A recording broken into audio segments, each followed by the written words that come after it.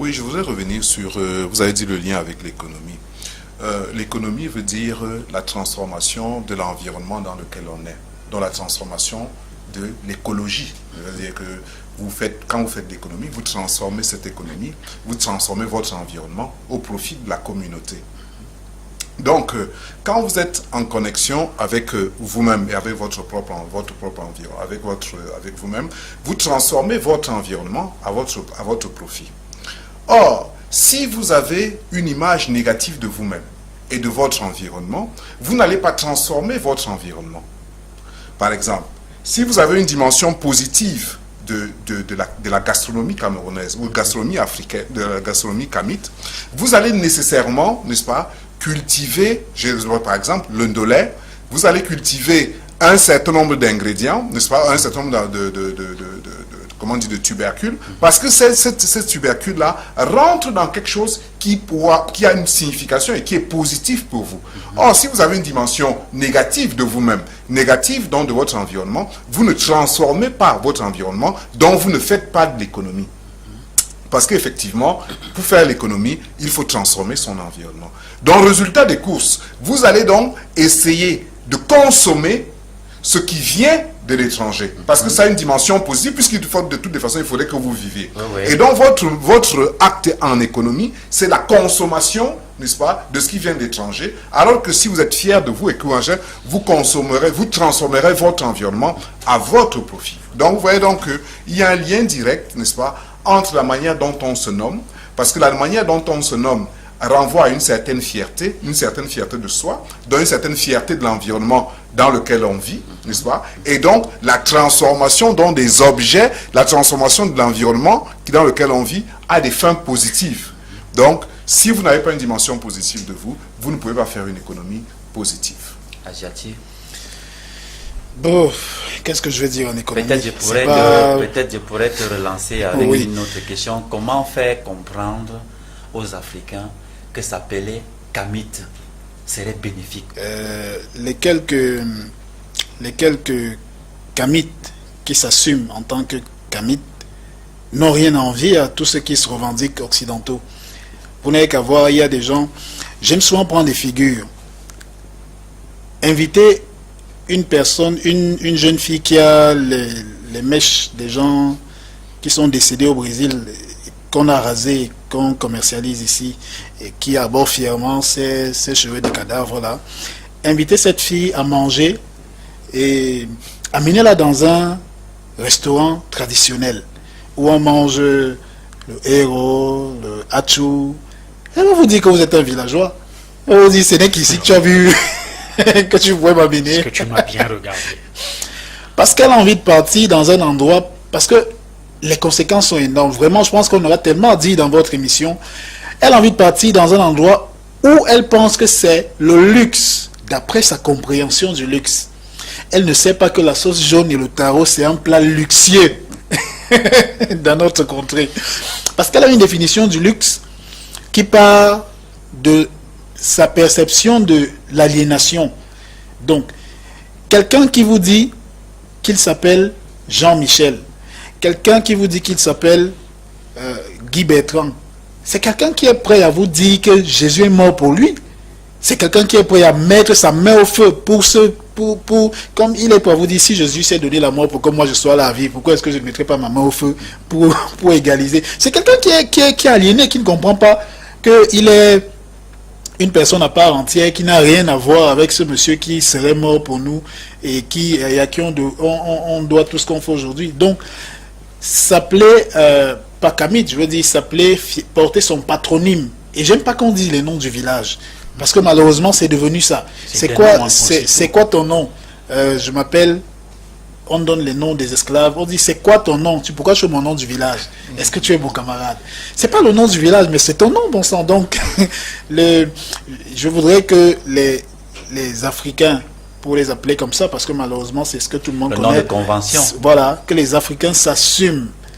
Je voudrais que les Africains soient prêts, parce que ce qui est lancé n'est pas prêt de s'arrêter. Moi, je suis en course pour délivrer les Africains du christianisme, parce que ils sont possédés par Jésus.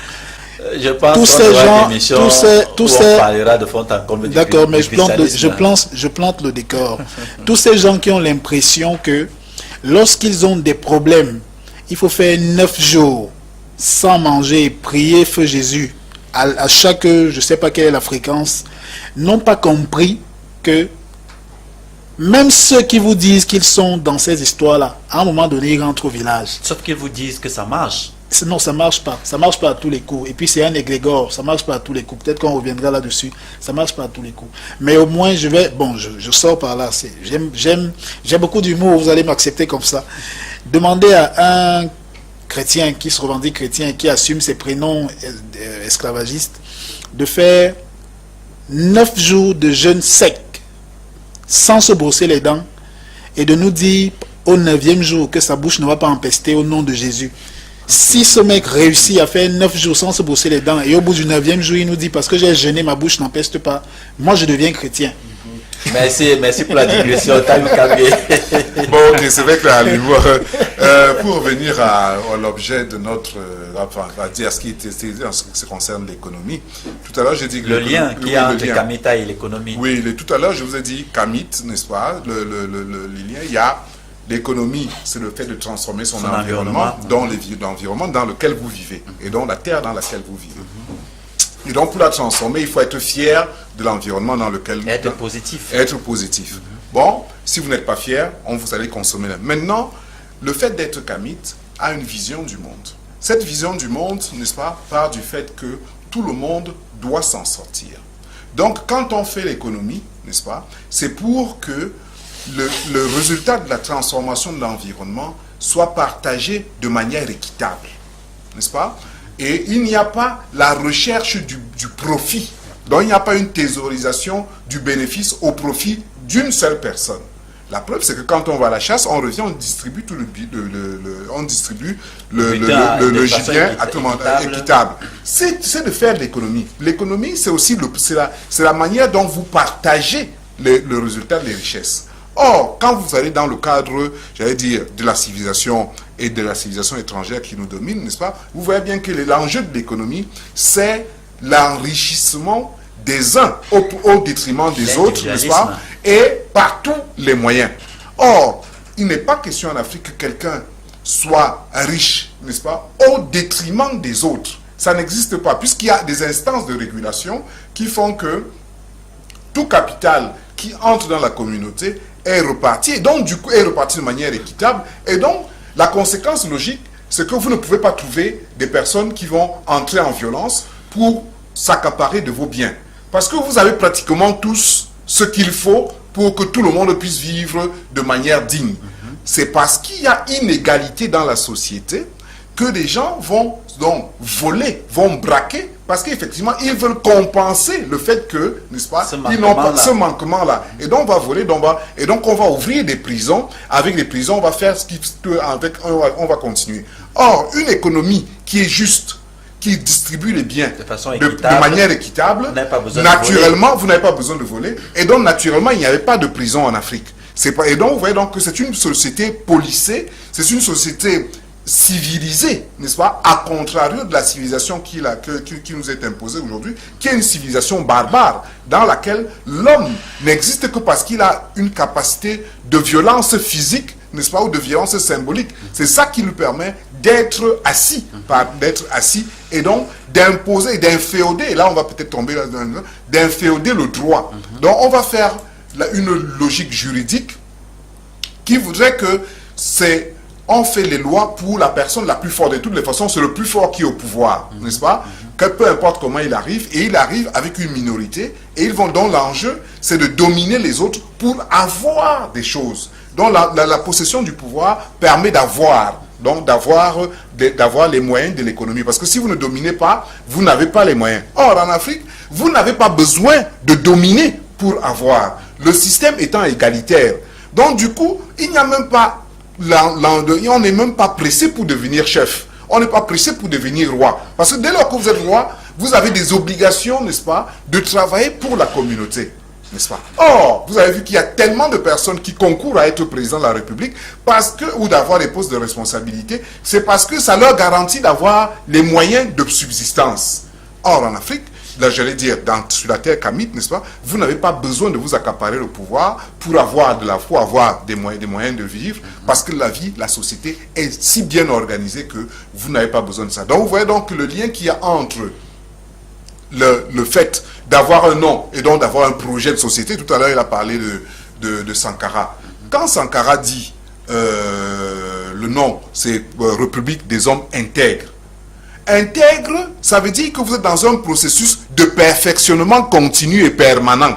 Donc c'est un projet, c'est une philosophie d'être. Donc si aujourd'hui vous avez été meilleur, demain vous n'allez que vous allez vous améliorer pour aller vers la dimension des dimensions positives et une dimension élevée de l'homme. Donc vous voyez donc et là Sankara était parfaitement en accord, n'est-ce pas, avec nos ancêtres, parce qu'effectivement il était dans cette dimension de perfectionnement et d'égalité. Parce que si vous êtes dans la dimension de l'intégrité, vous n'avez pas besoin de voler. Vous ne vous mettez pas à la disposition du vol, vous vous mettez dans la disposition de l'équité, dans la disposition de l'amour, dans la disposition du partage, dans la disposition de l'harmonie, n'est-ce pas? Et donc du coup, vous êtes dans une société, n'est-ce pas, où il y a un bon vivre.